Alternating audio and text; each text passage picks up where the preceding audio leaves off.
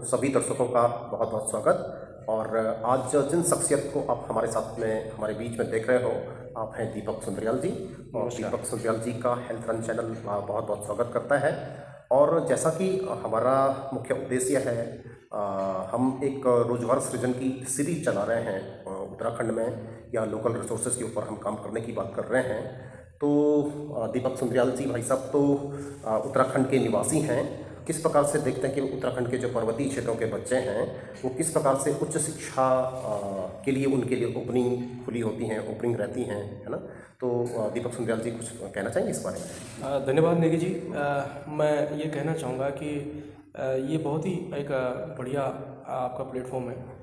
इस प्लेटफॉर्म के लिए मैं आपको हार्दिक शुभकामनाएं देता हूँ। बहुत बहुत और धन्यवाद। मैं निश्चित तौर पे ये बताना चाहूँगा कि आज भी जहाँ जबकि सब जगह हमारे आज सूचना तंत्र पहुँच चुका है, दुर्गम पहाड़ी क्षेत्रों में भी मोबाइल की कनेक्टिविटी हो गई है और तमाम तरह के सुविधाएं हो गई हैं। लेकिन कहीं न कहीं मेरा अभी अपना एक व्यक्तिगत अनुभव है कि जब बच्चा 12th पास कर लेता है तो कहीं न कहीं उसे आज भी उच्च शिक्षा के क्षेत्र में जाने के लिए कैरियर काउंसलिंग की ज़रूरत पड़ती है, उसे एक मार्गदर्शन की ज़रूरत पड़ती है।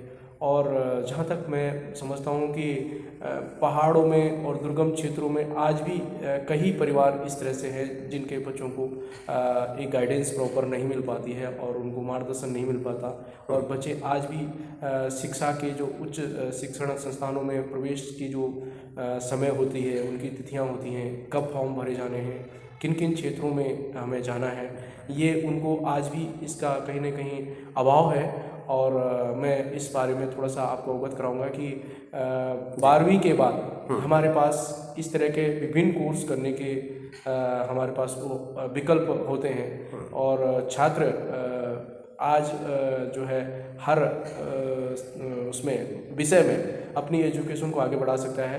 12th के बाद हमारे पास विकल्प हैं, होटल मैनेजमेंट कर सकते हैं और बीएससी नर्सिंग कर सकते हैं और जो है इंजीनियरिंग के फील्ड में जा सकते हैं और फार्मेसी के फील्ड में जा सकते हैं और इसके अलावा लॉ की फील्ड में जा सकते हैं।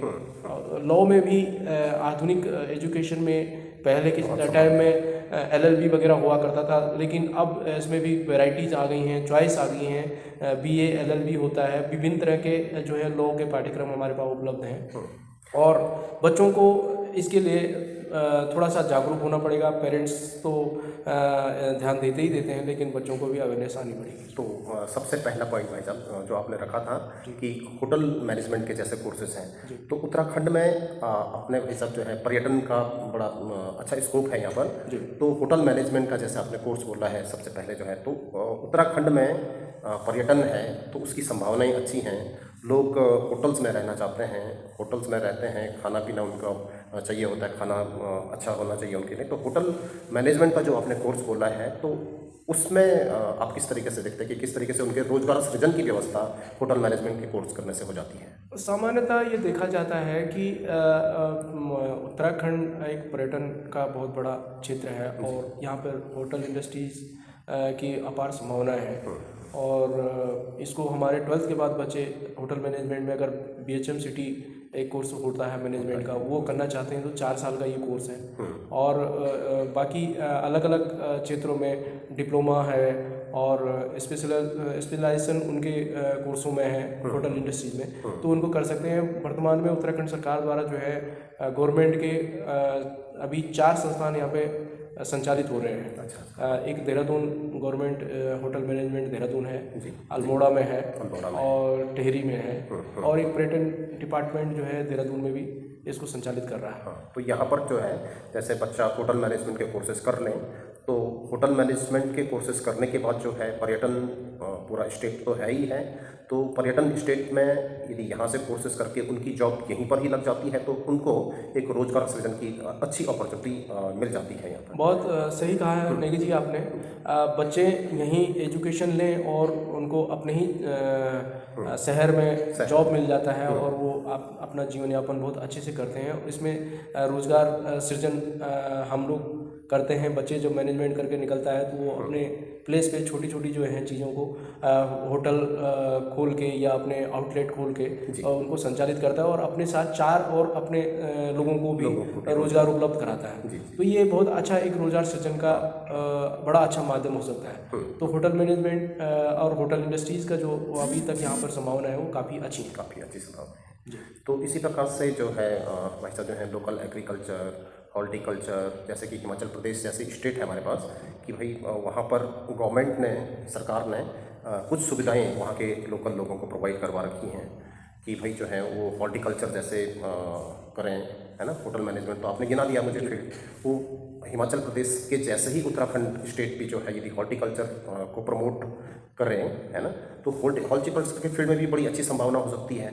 वैसे ही लोकल एग्रीकल्चर है, आपने देखा होगा कि कोदा, मंडवा, झंगोरा जो होता है भाई साहब, तो उसकी भी बहुत ज़्यादा अच्छी डिमांड है। बिल्कुल। तो उसमें भी जो है यदि एग्रीकल्चर का कोर्स करके हमारा बच्चा जो है उस कोर्स को करें और उस कोर्स को करने के बाद उसको रोज़गार मिल जाए तो लोकल जो है तरीके से जो है लोकल एरिया में ही उसको रोज़गार मिलने की संभावना है।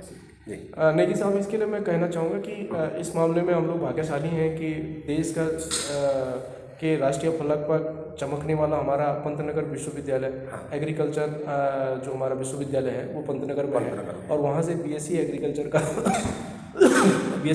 का हमारा कोर्स जो है वहाँ से संचालित हो रहा है। और निश्चित तौर पे ये अच्छा एक विकल्प है कि बच्चा जो है एग्रीकल्चर के फील्ड में जाए और हमारे उत्तराखंड शासन में भी उद्यान विभाग है और इसके अंतर्गत हॉर्टिकल्चर और इस तरह के कई पाठ्यक्रम भी ये संचालित होते हैं। वैसे यहाँ पर जो है उत्तराखंड में जो हॉर्टिकल्चर का इंस्टीट्यूट, उसका नाम बताएंगे आप, जो है कॉलेज का नाम मुझे ध्यान तो आ नहीं रहा थोड़ा। हॉर्टिकल्चर का सर एक भरसार में हमारा भरसार में हमारा हॉर्टिकल्चर का एक संस्थान है जहाँ से जो है एग्रीकल्चर की एजुकेशन जो है प्राप्त की जाती हैं।